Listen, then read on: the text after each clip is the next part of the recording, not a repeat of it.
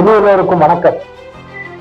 நேற்று பள்ளிக்கல்வித்துறை பள்ளிகளில் இனி பாவரிசையில் தான் நாற்காலிகள் போட வேண்டும் என்கிற ஒரு அரசாணையை வெளியிட்டிருக்கிறது.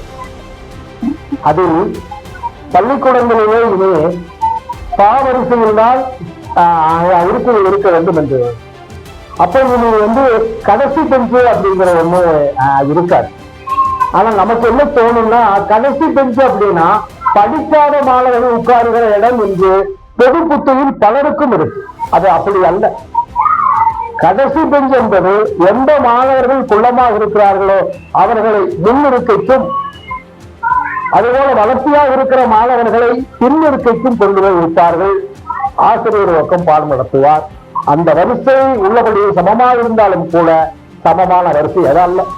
எல்லோருடைய பார்வையும் கவனமும் கரும்படகை நோக்கி இருக்குமா என்றால் அப்போது இருப்பதற்கு வாய்ப்பு குறைவு.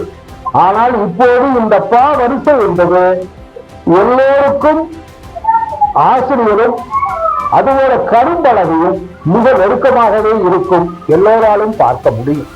இப்போது மாணவர்கள் நெருங்கி வந்திருப்பதாக பார்க்கிறார்கள். ஒருவர் முகத்தை ஒருவர் பார்த்துக் கொள்ளலாம். முன்பெல்லாம் திரும்பி பார்த்து பேச வேண்டிய அவசியம் இல்லை. ஒருவர் முகத்தை ஒருவர் பார்க்கலாம். வகுப்பறை கூட ஒரு நல்ல உரையாடல் களமாக மாறுவதற்கான வாய்ப்பு இருக்கிறது. இது ஒரு நல்ல விரைவான திட்டம். கற்றலுடைய மேன்மையை, கற்றலின் சமத்துவத்தை, கற்றலுடைய இனிமையை வகுப்பறைகள் கொண்டு வர வேண்டும். இது வருகிற வகுப்பறைகள் மாணவர்கள் இனிமையாக கற்றுக்கொள்ளுகிற, மாணவர்கள் சமத்துவமாக கற்றுக்கொள்ளுகிற ஒரு உள்ளபடியே வகுப்பறைகள் வேண்டும்.